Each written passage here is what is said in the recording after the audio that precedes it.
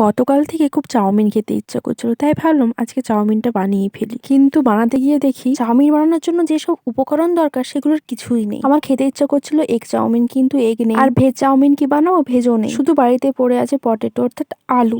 এবার আলু দিয়ে চাউমিন বানাতে হবে। এবার কি করা যায়, খেতে তো ইচ্ছা করছে, এবার তো বানাতে তো হবেই। আমি আলুগুলো আলু ভাজার মতো করে কেটে নিয়েছি। আর বাড়িতে শসা আর গাজর ছিল, সেগুলো আমি ভালোভাবে কেটে নিয়েছি। এবার আমি প্রথমে ভালোভাবে আলুগুলো ভেজে নিচ্ছি। আর আলুটা পেঁয়াজ লঙ্কা দিয়ে, কাঁচা লঙ্কা দিয়ে ভেজে নিয়েছি। আর সামান্য পরিমাণ হলুদ দিয়েছি। এবার চাউমিনের মশলা দিতে গিয়েই মশলাটা এইটুকু, আসলে আমার না এইটুকু মশলাই পছন্দ না, তাই বাড়িতে ছিল মিট মশলা, সেটা দিয়ে আমি আজকে চাউমিন রান্না করব। একদিকে তো আলু আর একদিকে মিট মশলা, পুরো মাংসের মতো লাগবে মনে হচ্ছে আজকে চাউমিনটা।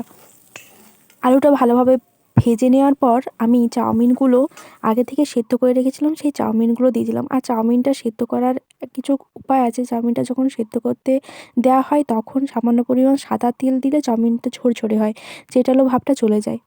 চাউমিনটা দেওয়ার পরে এই যে নাড়াচাড়ার ব্যাপারটা আমার একটু বিরক্তই লাগে, কারণ অনেকক্ষণ ধরে নাড়তে হয় যতক্ষণ না ভালোভাবে মিক্স হয়।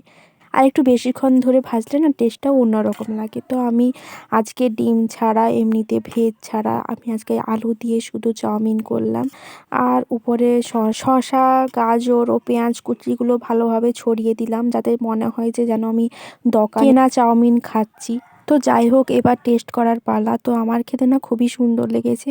আর বাড়িতে যদি এরকম কোনো সবজি বা এগ টেগ কিছু না থাকে, তাহলে এরকম আলু দিয়েই তোমরা তৈরি করতে পারো চাউমিন। Okay, by.